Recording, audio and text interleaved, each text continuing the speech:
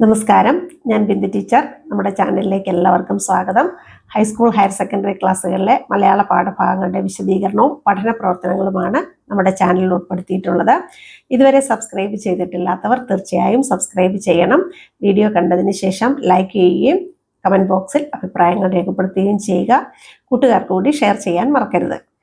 Higher secondary 1ാം വർഷ മലയാള പാഠപുസ്തകത്തിലെ 3ാമത്തെ യൂണിറ്റിലേക്കാണ് നമ്മൾ ഇന്ന് കിടക്കുന്നത്. യൂണിറ്റിന്റെ പേര് ഉള്ളറിവ്. അതിന്റെ പ്രവേശകമായിട്ട് പി കുഞ്ഞിരാമൻ നായർ എന്ന് പറയുന്ന കവിയുടെ ഇരുട്ടിലെ മനുഷ്യൻ എന്ന കവിതയിലെ ഏതാനും വരികളാണ് നൽകിയിട്ടുള്ളത്. നമുക്ക് നോക്കാം. താമരക്കുളങ്ങൾ തൻ വക്കിലെ തോപ്പിൽ കൂടി പ്രേമവേദന പാകി മറയും ഋതുക്കളെ, ഏകാന്ത വന നദീതീരങ്ങൾ തേടി ഗാന നൗകകൾ തുഴഞ്ഞുപോം പറവപ്പറ്റങ്ങളെ, കരളിൻ കലമ്പലറ്റ് ആനന്ദ സുധ തേടി കവിതാ സമാധിയിൽ ഉറച്ച മലകളെ, കഴിഞ്ഞതെല്ലാം മറന്നെനിക്കു കയറിപ്പറ്റാൻ കതകു തുറക്കുമോ വിളക്കു കൊളുത്തുമോ. ഇവിടെ തന്നിരിക്കുന്ന ചോദ്യം ഇപ്രകാരമാണ്. കവിത നൽകുന്നത് കേവല ആശയങ്ങളല്ല, അനുഭൂതികളുടെ മായിക ലോകങ്ങളാണ്. തന്നിരിക്കുന്ന കാവ്യഭാഗം എന്തെന്ത് വായനാനുഭവങ്ങളാണ് നമുക്ക് നൽകുന്നത്, ചർച്ച ചെയ്യുക എന്നാണ് ആവശ്യപ്പെട്ടിരിക്കുന്നത്. അപ്പൊ ഇവിടെ പി കുഞ്ഞിരാമൻ നായർ എന്ന് പറയുന്നത് എക്കാലത്തെയും കേരളത്തിന്റെ കവിയാണ്. അദ്ദേഹം കേരളത്തെ ആരാധിക്കുകയും കേരളത്തെ സംബന്ധിച്ച ധാരാളം കവിതകൾ എഴുതുകയും ചെയ്തിട്ടുള്ള ഒരു കവി കൂടിയാണ്. അദ്ദേഹം ഇപ്രകാരം ചോദിക്കുകയാണ്. താമരക്കുളങ്ങൾ തൻ വക്കിലെ തോപ്പിൽ കൂടി, താമരക്കുളങ്ങളുടെ വക്കിലുള്ള തോപ്പിൽ കൂടി പ്രേമവേദന പാകി മറയും ഋതുക്കളെ, അല്ലയോ ഋതുക്കളെ, ഏകാന്ത വന നദീതീരങ്ങൾ തേടി ഗാന നൗകകൾ, ഗാനമാകുന്ന നൗകകൾ തുഴഞ്ഞു പോകുന്ന അല്ലയോ പക്ഷിക്കൂട്ടങ്ങളെ. അത് ഏകാന്ത വന നദീതീരങ്ങൾ തേടി പോകുന്നവരാണ്. കരളിൻ കലമ്പലറ്റ് ആനന്ദ സുധ തേടി, മനസ്സിന്റെ വേദനയൊക്കെ മാറി ആനന്ദമാകുന്ന തേൻ തേടി കവിതാ സമാധിയിൽ ഉറച്ച മലകളെ, കഴിഞ്ഞതെല്ലാം മറന്ന്, ഈ കഴിഞ്ഞുപോയ ഈ ജീവിതത്തിലെ എല്ലാം മറന്നിട്ട് എനിക്കു കയറിപ്പറ്റാൻ നിങ്ങൾ കതക് തുറക്കുമോ വിളക്ക് കൊളുത്തുമോ എന്ന് ഈ പ്രപഞ്ചത്തിന്റെ സൗന്ദര്യമുള്ള എല്ലാത്തിനോടും അല്ലെങ്കിൽ പ്രപഞ്ചത്തിലെ പ്രകൃതിയോട് തന്നെ ചോദിക്കുന്ന ഒരു കവിയാണ് നമുക്ക് ഇവിടെ കാണാൻ കഴിയുന്നത്. അപ്പൊ ഈ ചോദ്യങ്ങളൊക്കെ പ്രപഞ്ച ദൃശ്യങ്ങളോടാണ് അദ്ദേഹം ചോദിക്കുന്നത്. അപ്പൊ ഇതിന്റെയൊക്കെ ഉള്ളില് ഒരുപാട് അനുഭൂതികൾ മറഞ്ഞിരിക്കുന്നുണ്ട്. ഈ പ്രത്യക്ഷമായ വാക്കുകൾക്കപ്പുറത്ത് അത് ധ്വനിപ്പിക്കുന്ന ഒരുപാട് ആശയങ്ങൾ ഈ വരികളുടെ പിന്നിൽ മറഞ്ഞിരിക്കുന്നു എന്ന ഒരു വാസ്തവം കൂടി നമ്മൾ കാണേണ്ടതുണ്ട്. നമുക്ക് ഇവിടെ ഈ യൂണിറ്റിലെ ആദ്യത്തെ പാഠത്തിലേക്ക് കിടക്കാം. പാഠത്തിന്റെ പേര് കാവ്യകലയെക്കുറിച്ച് ചില നിരീക്ഷണങ്ങൾ. ഇത് എഴുതിയിട്ടുള്ളത് MN വിജയൻ എന്ന ചിന്തകനും പ്രഭാഷകനുമായ ഒരു എഴുത്തുകാരൻ്റെയാണ്. നമുക്ക് നോക്കാം. കാവ്യകല എന്ന് പറഞ്ഞാൽ കാവ്യത്തെ അല്ലെങ്കിൽ ആ കാവ്യ രചന എന്ന് പറയുന്ന ഒരു കലയാണ്. അതിനെക്കുറിച്ചുള്ള ചില കാഴ്ചകൾ, അദ്ദേഹത്തിൻ്റെതായ ചില കാഴ്ചപ്പാടുകളാണ് നമുക്കിവിടെ കാണാൻ കഴിയുന്നത്. നമുക്ക് നോക്കാം. പദക്കസർത്തല്ല കവിതയെങ്കിൽ, വാക്കുകളുടെ നൃത്തമല്ല കവിതയെങ്കിൽ മറ്റെന്താണെന്ന് എനിക്കിനിയും മനസ്സിലായിട്ടില്ല. കൈകാലുകളുടെ കസർത്ത് ബാലയായി തീരാം, സ്വരക്കസർത്ത് സംഗീതമാകാം. പക്ഷെ പദക്കസർത്ത് അത് മാത്രം കവിതയായിക്കൂടാ. ചലനത്തെ നൃത്തത്തിൽ എന്ന പോലെ, നാദത്തെ ഗാനത്തിൽ എന്ന പോലെ, കല്ലിനെ ശില്പത്തിൽ എന്ന പോലെ അത്ഭുതാത്മകമായി, സുഭഗമായി, സുന്ദരമായി, അർത്ഥഗർഭമായി, വാക്കുകൾ അർത്ഥം നിറഞ്ഞതായി, വാക്കുകളെ കൊണ്ട് നൃത്തം ചെയ്യിക്കൽ അല്ലെങ്കിൽ കവിത പിന്നെ എന്താണ്? കവിതയിലെ ഈ നൃത്തം മുഖ്യമായി ശബ്ദത്തിൻ്റെതല്ല, അർത്ഥത്തിൻ്റെതാണ് എന്ന് മാത്രമേ വ്യത്യാസമുള്ളൂ. പറയാനുള്ളത് നേരെ ചൊവ്വേ പറഞ്ഞിട്ട് പോവുക എന്ന മൂഢകാവ്യ സിദ്ധാന്തത്തിന് നമ്മുടെ ഇടയിൽ ഇനിയും പ്രചാരമുണ്ട്. അതായത് ഇദ്ദേഹം പറയുന്നത് വാക്കുകളുടെ നൃത്തം, വാക്കുകളെ കൊണ്ട് നൃത്തം ചെയ്യിക്കലാണ് കവിത, അല്ല എന്ന് ആരെങ്കിലും പറഞ്ഞാൽ അദ്ദേഹം തീർച്ചയായും അതിനെ എതിർക്കുക തന്നെ ചെയ്യും എന്നാണ് പറയുന്നത്. അപ്പൊ ഈ കവിതയിലെ ഈ നൃത്തം എന്ന് പറയുന്നത് മുഖ്യമായും അതിന്റെ ശബ്ദം കൊണ്ടുള്ള ഒരു നൃത്തമല്ല, മറിച്ച് അതിലുള്ള അർത്ഥത്തിൻ്റെതായ ഒരു നൃത്തമാണ്. അപ്പോൾ വാക്കുകളെ കൊണ്ട് നൃത്തം ചെയ്യിക്കുന്നതാണ് കവിത എന്നാണ് അദ്ദേഹം പറയുന്നത്. ഇവിടെ അദ്ദേഹം ചില ഉദാഹരണങ്ങൾ നൽകുന്നുണ്ട്. കേറ്റി എഴുന്നള്ളിച്ച് ആനയുടെ മതം പൊട്ടിയെന്ന് നിങ്ങൾക്ക് പറയാം, പക്ഷേ പൊൽത്തിടം പേറി ദേവൻ പെരുമാറുമ പെരും മസ്തക കടാഹത്തിൽ മന്ത്രിപ്പൂ പിശാചുക്കൾ എന്ന വരി എഴുന്നള്ളിച്ച ആനയുടെ കഥ മാത്രമല്ല, ദേവൻ പെരുമാറുന്ന മസ്തകം ഫ്രോയിഡിന്റെ മാന്യമായ സൂപ്പർ ഈഗോയെ നിങ്ങളെ അനുസ്മരിപ്പിക്കാം. അദ്ദേഹം ഇത്രയാണ് പറയുന്നത്. അപ്പോൾ വെറുതെ നമ്മൾ എന്തെങ്കിലുമൊക്കെ പറയുന്നതിനെ നമുക്ക് കവിത എന്ന് വിളിക്കാൻ പറ്റുകയില്ല. നമ്മൾ രാവിലെ മുതൽ വൈകിട്ട് വരെ എന്തൊക്കെ കാര്യങ്ങളാണ് സംസാരിക്കുന്നത്, അല്ലെ? അതിലൊന്നും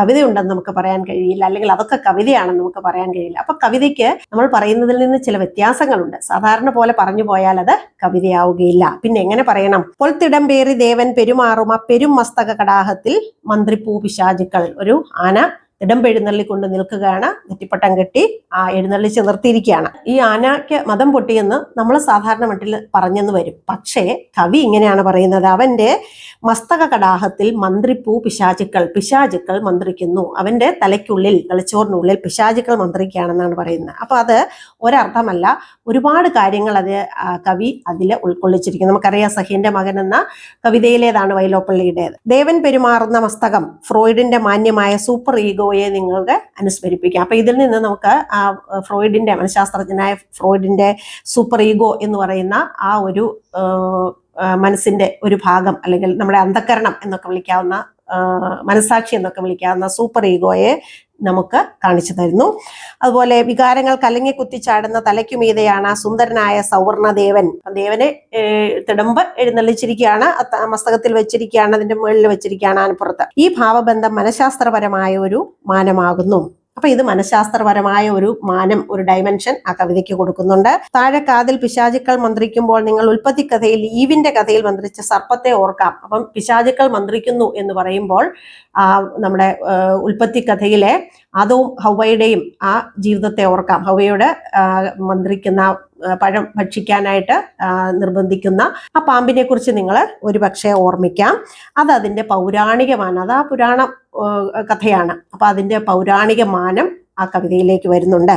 ഇവ രണ്ടും ഇണങ്ങിച്ചേരുകയും ആധുനിക മനുഷ്യന്റെ മാനസികാവസ്ഥയിൽ ആ ഭീമമൃഗത്തിന്റെ ചേതന വന്ന് ലയിക്കുകയും ചെയ്യുന്നു. ഇത് പദക്കസർത്താണ്. അപ്പൊ ഇതിനെയാണ് നമുക്ക് കവിത എന്ന് വിളിക്കാൻ കഴിയുന്നത്. വെറുതെ ആനയ്ക്ക് മതവിളകി എന്ന് പറയുന്നതിനെ നമുക്ക് കവിത എന്ന് പറയാൻ കഴിയുകയില്ല, സംശയമില്ല. പക്ഷെ ഇത് കവിത കൂടി ആകാൻ പറ്റുകയില്ല എന്ന് വിവരമുള്ളവരോട് ചോദിച്ച ശേഷം ഉറപ്പിച്ചു പറഞ്ഞാൽ മതി. പണ്ടത്തെ കവിത പദങ്ങളുടെ ലളിത നൃത്തമായിരുന്നിരിക്കാം. പഴയ കാലത്തെ കവിതകൾ എന്ന് പറയുന്നത് വളരെ ലളിതമായ കവിതകളായിരുന്നു. ഇന്നത് പുതിയ വിജ്ഞാന ചക്രവാളങ്ങളുടെയും അനുഭൂതി മണ്ഡലങ്ങളുടെയും വികാസത്താൽ സങ്കീർണമായിത്തിരിക്കുന്നു. അപ്പൊ അന്നത്തെ കവിത ലളിതമായിരുന്നെങ്കിൽ അന്നത്തെ ജീവിതവും ലളിതമായിരുന്നു. പക്ഷെ ഇന്ന് ശാസ്ത്രവും സാങ്കേതികതയും ഒക്കെ വളർന്ന ഈ കാലഘട്ടത്തിൽ വിജ്ഞാന ചക്രവാളം വളർന്നു, അല്ലെ? അറിവിന്റെ മേഖലകൾ വളർന്നു, അനുഭൂതി മണ്ഡലങ്ങൾ വളർന്നു, അല്ലെ? കാലത്തിനനുസരിച്ച് മനുഷ്യന്റെ മനസ്സിലും ജീവിതത്തിലും ഒക്കെ ഒരുപാട് സങ്കീർണതകൾ ഉണ്ടായി.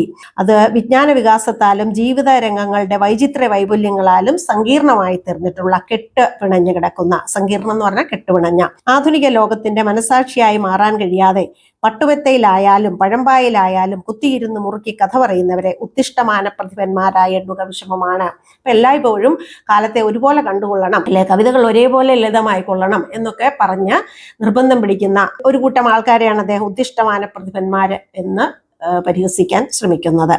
പുസ്തകം തിന്നുന്നവൻ പുസ്തകപ്പുഴുവാകാം, പക്ഷെ മണ്ണു തിന്നുന്നവൻ ഞാഞ്ഞൂളായിത്തീരുന്നു. പുസ്തകം കാർന്ന് തിന്നുകയാണ് പുസ്തകപ്പുഴുക്കൾ ചെയ്യുന്നത്, പക്ഷേ ഞാഞ്ഞൂൾ എന്താണ്? മണ്ണിനെ കൂടുതൽ ഫലഭൂയിഷ്ടമാക്കുകയാണ് ചെയ്യുന്നത്. അതാണ് അതിന്റെ വ്യത്യാസം. അവ്യവസ്ഥിതത്വം കവിതയുടെ സ്വഭാവമാണ്. അർത്ഥമുള്ളത് കവിതയല്ല, അർത്ഥത്തിനപ്പുറമുള്ളതാണ് കവിത. ഇതാണ് കവിതയെക്കുറിച്ച് അദ്ദേഹത്തിന് പറയാനുള്ള, MN വിജയന് പറയാനുള്ള ഒരു കാര്യം എന്ന് പറയുന്നത് അവ്യവസ്ഥിതത്വം. എല്ലായിടത്തും എപ്പോഴും കവിത ഒരുപോലെ ആയിരിക്കണം എന്ന് നിർബന്ധം പിടിക്കരുത്. അതാണ് അതിനൊരു വ്യവസ്ഥയില്ലായ്മ ഉണ്ട്, അത് അതിന്റെ സ്വഭാവം തന്നെയാണ്. അർത്ഥമുള്ളത് കവിതയല്ല. നമ്മൾ പറയും അർത്ഥഗർഭമായ വാക്കെന്ന് നേരത്തെ പറഞ്ഞു, അല്ലെ? പക്ഷെ അർത്ഥം മാത്രം പോരാ, അർത്ഥത്തിനപ്പുറം ചിലതും കൂടെ കവിതയിൽ ഉണ്ടായിരിക്കണം. വാക്കിന് ഒരർത്ഥത്തിൽ കവിഞ്ഞ് മറ്റൊരർത്ഥമില്ലെങ്കിൽ അത് കവിതയാകുന്നില്ല. വാക്കിന് ഒരേ ഒരു അർത്ഥമേ ഉള്ളൂ എങ്കിൽ അതിനെ നമുക്ക് കവിതയെന്ന് പറയാൻ പറ്റില്ല. പക്ഷെ ആ അർത്ഥത്തിന്റെ അപ്പുറം മറഞ്ഞിരിക്കുന്ന എന്തോ ഒന്നുകൂടി ആ കവിതയ്ക്ക് ഉണ്ടാവണം, അപ്പോഴാണ് അത് കവിതയാകുന്നത്. അതിന് ഉദാഹരണമായിട്ട് പറയുന്ന പെൻസിൽ എന്ന പദം സാധാരണ പ്രയോഗിക്കുമ്പോൾ നമുക്കൊന്നും തോന്നുന്നില്ല. എന്നാൽ അതിനു പകരം തൂലിക എന്ന പദം പ്രയോഗിക്കുമ്പോഴോ തൂവൽ മുളയ്ക്കുന്നത് പക്ഷിയുടെ ശരീരത്തിൽ നിന്നാണ്. പണ്ട് തിരുവിതാംകൂറിലെ രാജാക്കന്മാർ ഡെക്കറേറ്റീവ് ഒബ്ജക്റ്റായ ഒട്ടകപ്പക്ഷിയുടെ തൂവൽ കിരീടത്തിൽ അണിഞ്ഞിരുന്നു. തൂവൽ പറിച്ചെടുക്കുമ്പോൾ നോവും തൂവലിലൂടെ വിരിയുന്നത് ജീവരക്തം തന്നെയാണെന്ന് വൈലോപ്പള്ളി പറഞ്ഞിട്ടുണ്ട്. തൂവലിന് ഒരർത്ഥമേ ഉള്ളുവെങ്കിൽ കവിതയിൽ അതിന് ഒരർത്ഥമല്ല, അനേകം അർത്ഥങ്ങളെ നിഷ്പാദിപ്പിക്കുന്ന വാഗ്ബിന്ദുക്കളാണ് കവി തിരഞ്ഞെടുക്കുന്നത്. ഇവിടെ പെൻസിൽ എന്ന് നമ്മൾ ഉപയോഗിക്കുമ്പോൾ അതിന് ആ ഒരൊറ്റ അർത്ഥമേ ഉള്ളൂ, അല്ലെ? എഴുതാൻ ഉപയോഗിക്കുന്ന ഒരു വസ്തു എന്നുള്ള അർത്ഥമേ ഉള്ളൂ. പക്ഷെ ഒരു തൂവൽ കൊണ്ടാണ് എഴുതുന്നത് എന്ന് പറയുമ്പോൾ അതിന് ഒരുപാട് അർത്ഥങ്ങളുണ്ട്. കാരണം അത് ഒരു പക്ഷിയുടെ ശരീരത്തിൽ നിന്നും പറിച്ചെടുക്കുന്നതാണ്. അതിൻ്റെ അറ്റത്തൽപ്പം ചോര പൊടിയും അത് പറിച്ചെടുക്കുമ്പോൾ, അല്ലേ? അപ്പോൾ അതൊരു ജീവരക്തം തന്നെയാണ്. അതുപോലെ തൂവലിന് ഒരർത്ഥമേ ഉള്ളുവെങ്കിൽ അത് കവിതയിൽ നമുക്ക് ഉപയോഗിക്കാൻ കഴിയില്ല. കവിതയിൽ അതിന് ഒരുപാട് അർത്ഥങ്ങളുണ്ട്.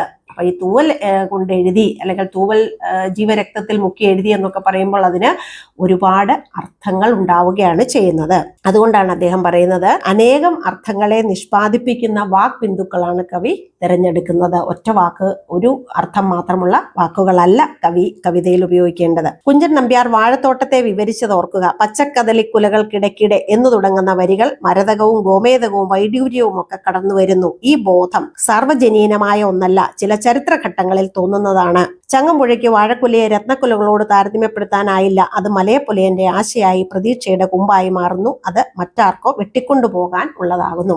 അപ്പൊ നേരത്തെ വാക്കുകളിൽ ഉണ്ടാവുന്ന വ്യത്യാസം, ഉപയോഗത്തിലുണ്ടാകുന്ന വ്യത്യാസം പറഞ്ഞു. ഇനി ഈ കാലഘട്ടം എങ്ങനെയാണ് കവിതയുടെ വാക്കുകളെ സ്വാധീനിക്കുന്നതെന്നാണ് ഇവിടെ എഴുത്തുകാരൻ സൂചിപ്പിക്കുന്നത്. കുഞ്ചൻ നമ്പ്യാർ ഒരു വാഴത്തോട്ടം കണ്ടിട്ട് ഇങ്ങനെയാണ് പറഞ്ഞത്. പച്ചക്കദളിക്കുലകൾക്കിടയ്ക്കിടെ വെച്ചത്തിൽ നന്നായി പഴുത്ത പഴങ്ങൾ, ചിലത് പഴുത്തു തുടങ്ങി, ചിലത് പഴുക്കാൻ കുറച്ച് പഴുത്തു, പിന്നെ കുറച്ച് നന്നായി പഴുത്തു ഇങ്ങനെയൊക്കെയുള്ള വാഴക്കുലകളെ കണ്ടപ്പോൾ അദ്ദേഹം പറഞ്ഞു ഇത് മരതകവും രത്നക്കല്ലുകളും വൈഡൂര്യവും ഗോമേതകവും ഒക്കെയാണ് എന്ന് അദ്ദേഹത്തിന് തോന്നി. കാരണം എന്താണ്? അദ്ദേഹം ജീവിച്ചിരുന്നത് ഒരു രാജഭരണകാലത്താണ്. അപ്പൊ തീർച്ചയായും ഈ രത്നങ്ങളും പവിഴങ്ങളും ഒക്കെ അദ്ദേഹത്തിന് കണ്ട് പരിചയമുണ്ടാവാം, അല്ലേ? പക്ഷേ ഇത് സാർവജനീനമല്ല, എല്ലാ മനുഷ്യർക്കും ഇത് കണ്ട് പരിചയമുണ്ടാവില്ല. അദ്ദേഹത്തെ പോലെയുള്ള ആളുകൾക്ക് കണ്ടുപരിചയം ഉണ്ടാവാം. അപ്പോൾ ഇത് ചില ചരിത്ര ഘട്ടങ്ങളിൽ മാത്രം ഉപയോഗിക്കാൻ കഴിയുന്ന കാര്യങ്ങളാണ്. ആ ഘട്ടം മാറിയ ഒരവസ്ഥയിൽ, അല്ലെങ്കിൽ ആ രാജഭരണമൊക്കെ മാറിയിട്ട് ഈ തൊഴിലാളികളും ഒക്കെ വന്ന ആ കാലഘട്ടത്തില് നമ്മുടെ ചങ്ങമ്പുഴ വാഴക്കുലയെ ഉപമിച്ചത് എന്താണ്?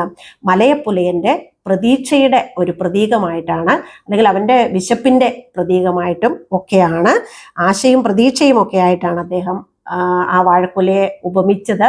അത് മറ്റാർക്കോ അത് ജന്മിക്ക് വെട്ടിക്കൊണ്ട് പോകാനുള്ളതായിരുന്നു. അപ്പൊ ആ ഒരു ജന്മി കുടിയാൻ ബന്ധത്തെ ആണ് നമുക്ക് ആ വാഴക്കുല എന്ന് പറയുന്ന ചങ്ങമ്പുഴയുടെ കവിതയിൽ കാണാൻ കഴിയുന്നത്. അപ്പൊ ഈ രണ്ട് ചരിത്ര ഘട്ടങ്ങളിലുള്ള, അല്ലെങ്കിൽ രണ്ട് കാലഘട്ടങ്ങളിലെ ഒരേ വാക്കുകൾക്ക് വ്യത്യസ്തമായ അർത്ഥമുണ്ടാകുന്നു എന്നാണ് ഇവിടെ സൂചിപ്പിക്കുന്നത്. ഇനി മേഘം യക്ഷനെ രതിക്രീഡകൾ അനുസ്മരിപ്പിച്ചു. യക്ഷന്റെ പ്രശ്നം ശൈശവ ഭാവനകളെ കൊണ്ട് തിരസ്കൃതനായ ഒരു മുതിർന്ന മനുഷ്യന്റെ പ്രശ്നമാണ്. അദ്ദേഹം രാമഗിരിയിലേക്ക് വലിച്ചെറിയപ്പെട്ടു. ആദ്യത്തെ മഴക്കാറ് കാമത്തിന്റെ സാക്ഷാത്കാരമാണ്. ഉത്തരേന്ത്യയെ സംബന്ധിച്ചിടത്തോളം അതിന് വേറെയും പ്രത്യേകതകളുണ്ട്. ഹിമാലയൻ ചുരങ്ങൾ വഴി പോയ കച്ചവടക്കാർ യാക്കിന് പുറത്ത് കയറി മടങ്ങി വരുന്ന കാലമാണത്. നമുക്കിവിടെ മഴയില്ലാത്ത കാലമില്ല. മഴക്കാറ് കാണുമ്പോഴൊക്കെ അനുരാഗമുണ്ടാവുകയാണെങ്കിൽ നമുക്ക് മറ്റൊന്നിനും നേരമുണ്ടാവുകയില്ല. അപ്പൊ അത് വ്യത്യസ്തമായ സ്ഥലങ്ങളിൽ, മഴയേ ഇല്ലാത്ത ഒരു പ്രദേശത്താണെങ്കിൽ അത് മഴക്കാറ് കാണുക എന്ന് പറയുന്നത് വേറെ ഒരു തരം അനുഭൂതിയാണ് നൽകുന്നത്, അല്ലെ?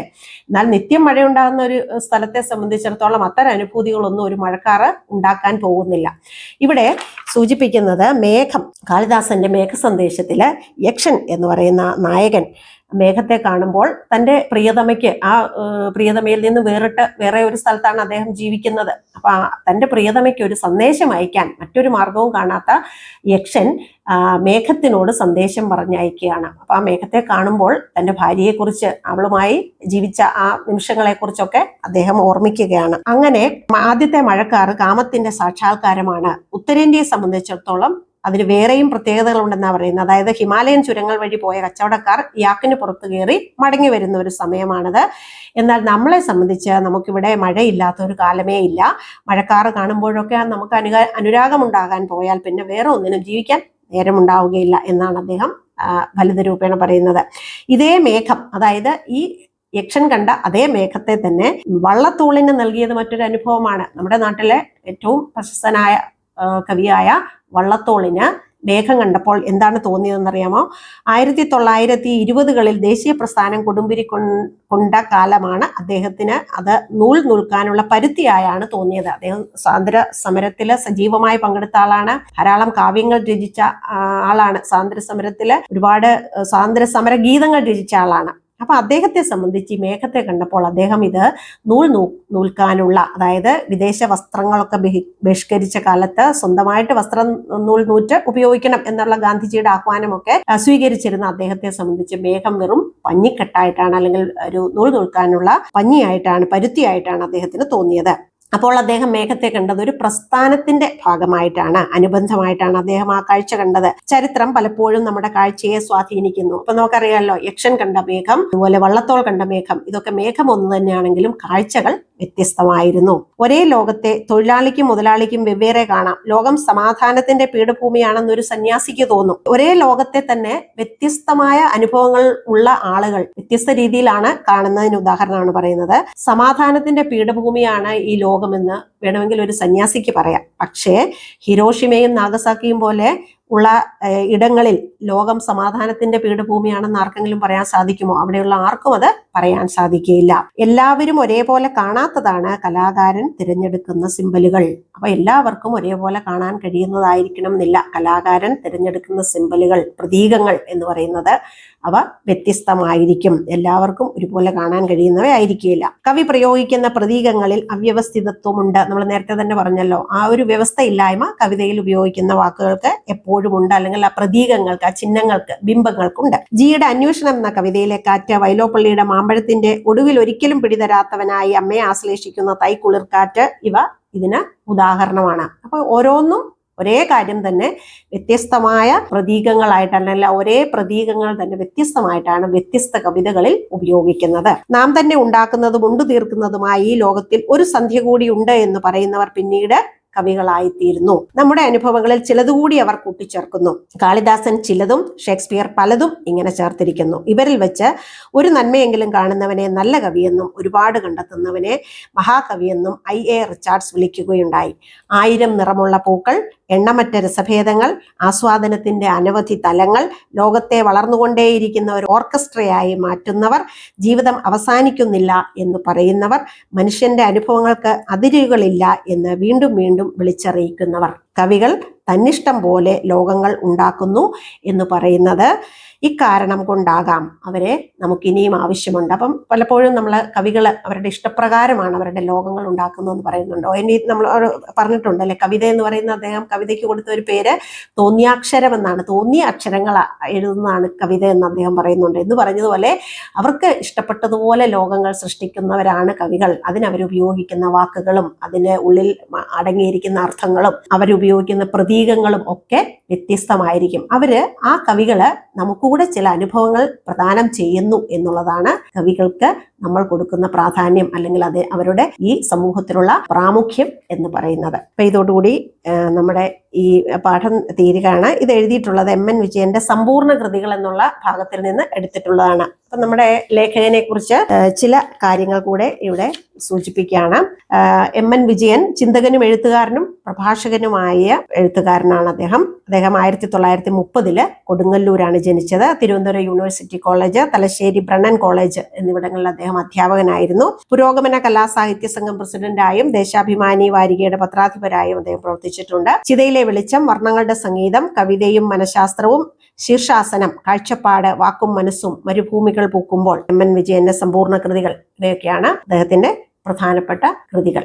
ഇതോടെ നമ്മുടെ ഈ പാഠഭാഗത്തിന്റെ വിശദീകരണം ഇവിടെ അവസാനിക്കുകയാണ്. നമുക്ക് പഠന പ്രവർത്തനങ്ങളുമായി അടുത്ത ക്ലാസ്സിൽ വീണ്ടും കാണാം. എല്ലാവർക്കും നമസ്കാരം.